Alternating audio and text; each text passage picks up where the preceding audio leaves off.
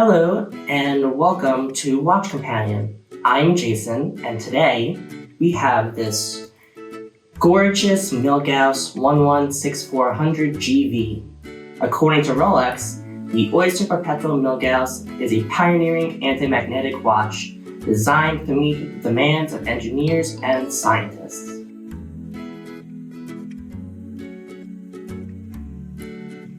Launched in 1956, the Milgauss was designed as an anti-magnetic watch specifically for those who work in power plants, medical facilities, and research labs. What is the name Milgauss? What does this mean? Is it just some random letters stuck together? No. The name Milgauss was derived from the French, not Latin word mil, which means 1000. Gauss is a unit of magnetism. When working with machinery and electrical circuits, magnetic waves are produced. These waves interfere with proper functioning of a watch mechanism. So understanding this, Mil and Gauss, the Milgauss, or the watch resistant to 1000 magnetic flux units, was born. Is that good enough? To Rolex, no. It is believed that it is far higher resistant than 1000 Gauss today, and this is because of modern evolvements. Before Rolex released the Milgauss, scientists and other like professionals had a serious problem. An electric field greater than 50 to 100 Gauss would greatly disrupt the timing of a watch. To give you an idea, a fridge magnet is around 100 Gauss, so it wouldn't be too difficult to disrupt the inner workings. Therefore, they either had to deal with a dysfunctional timepiece or simply not wear a watch. The release of the Milgauss changed that. The main innovation at the heart of the Milgauss's resistance to magnetic interference is the shield inside the Oyster case. This shield, which consists of two parts manufactured respectively from different ferromagnetic alloys. This surrounds and protects the movement. Interestingly enough, if the back case is opened by an authorized Rolex servicer, you can see it is engraved with a symbol for magnetic flux. And this is a B with an arrow above it. Additionally, inside is a blue parachrome hairspring and is a key component of caliber 3131 and contributes to the Milgauss's magnetic resistance. Despite its special features, the Milgauss line was discontinued in 1988. For nearly 20 years, the Milgauss was nearly forgotten. Then, in 2007, Rolex revisited their scientist watch as an anniversary model.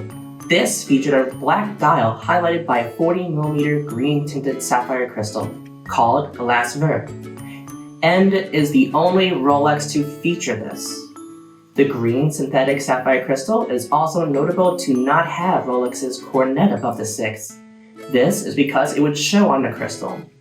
Rolex, which owns more watch-related patents than just about anyone else, didn't even bother to register it.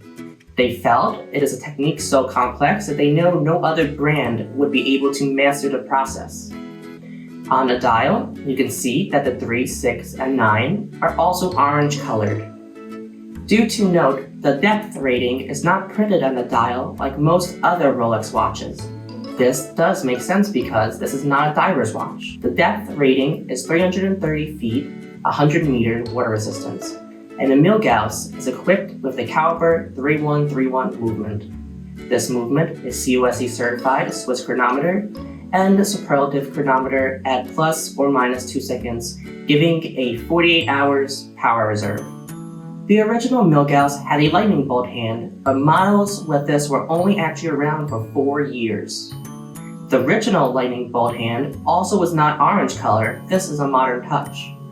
Subsequent models before being originally discontinued replaced the lightning bolt hand for a straight hand with a red tip. The body and bracelet are made out of 904L steel, called by Rolex as Oyster steel. The watch features a 3-piece link Oyster bracelet,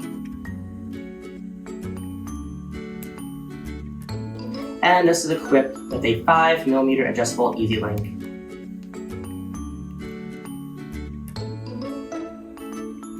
It also has 3 notches within the clasp for micro adjustments. On the crown, there is a line under the coronet. The symbol under the coronet tells you the type of metal and what type of water seal this watch has. This changes from model to model with Rolex. This watch specifically has a twin lock. This indicates the crown is fastened with 2 O-ring gaskets and there are 2 water seal zones.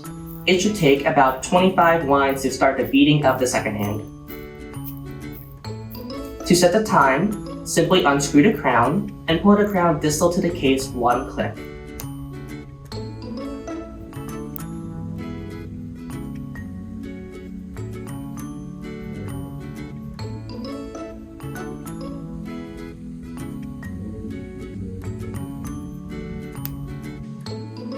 The watch features a smooth, polished bezel, which is not really seen too often on Rolexes.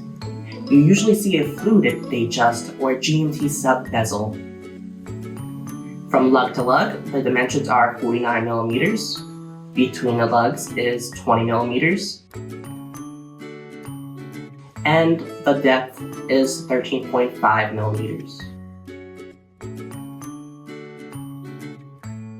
So if I put now the watch on the scale, we see that it weighs 154 grams. Just for fun, let's see an action shot.